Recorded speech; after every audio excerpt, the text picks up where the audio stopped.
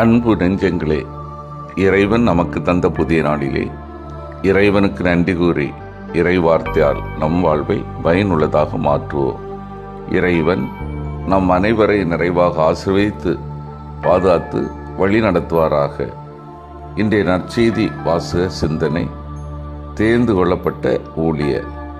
மத்திய நற்செய்தி நூல் பிரிவு 12, இறை சொற்றொடர்கள் 14 முதல் 21 முடிய. இதன் விளக்கம் அறிவோம். இயேசு கடவுளின் மகன். அவர் அருள் பொழிவு பெற்ற மெசியா. அவர் ஒடுக்கப்படும் அனைவரையும் ஒருங்கிணைக்கும் மானிட மகன். அவர்கள் நலம் பெற அவர்களுடைய துன்பங்களை சுமந்து தம் தழும்புகளால் அவர்களை குணமாக்குபவர். அதே குணமாக்கும் பணி வழியாக அவர்களையும் தன்னிட நம்பிக்கை வைப்பவர்களாக மாற்றும் இறை ஊழியரும் பணியும் நிறைவேறுகிறது. இறை ஊழியரும் மெசியாவும் மானிட மகனும் வெவ்வேறானவர்கள் அல்ல.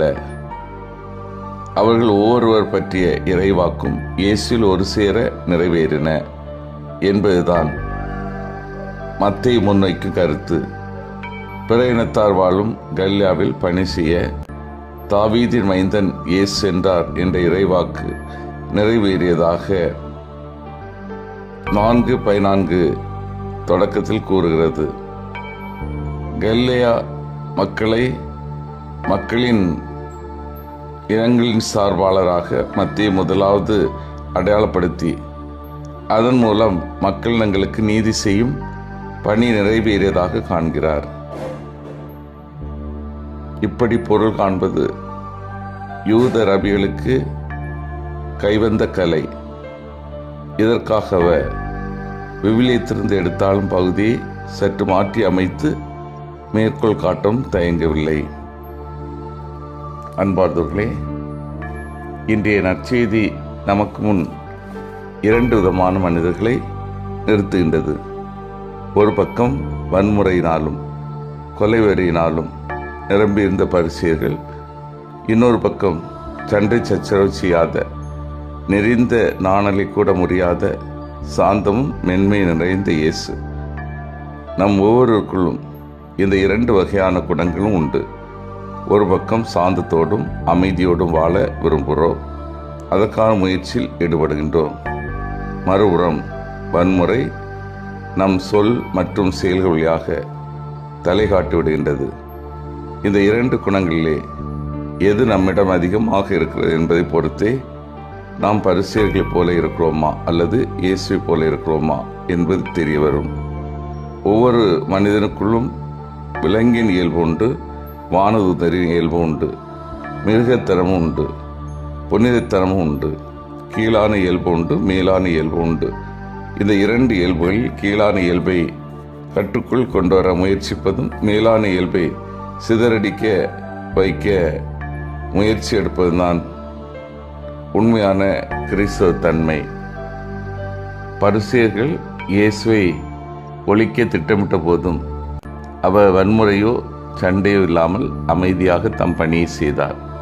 எசாயாவின் முன்னறிவிப்பின்படி அவர் நாணலை முறியாமல், புகையின் திரியை அணையாமல், மென்மையுடனும் இரக்கத்துடனும் பலருக்கு குணமளித்தார். இயேசுவின் அதிகாரம் சத்தமிடு வன்மை என்று, அது அன்பிலும் தாழ்ச்சியிலும் வெளிப்படும் வல்லமை. ஒரு அன்னை தெரசா அமைதி ஒரு சிரிப்பிலிருந்து தொடங்குகிறது என்று கூறுகிறார்.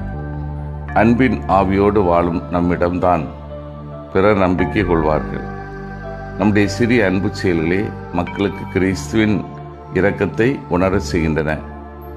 அவரின் பணி நீதியை வெல்ல செய்வது, அதில் நாம் பங்குள்ள வேண்டும். இன்று ஒருவருக்கொருவர் மென்மையான வார்த்தை அல்லது அன்பின் சிறிய செயல் காட்டி கிறிஸ்தின் அமைதியை பகிர்ந்திடுவோம். சிந்தித்து தியானித்து செயல்படுவோம். நோயாளர்கள் மத்தியில் நான் கரிசனையோடு பணி செய்கின்றேனா? விளம்பரம் செய்யாமல் நான் பணி செய்கின்றேனா?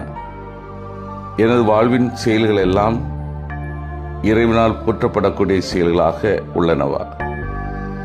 மன்றாடுவோமாக.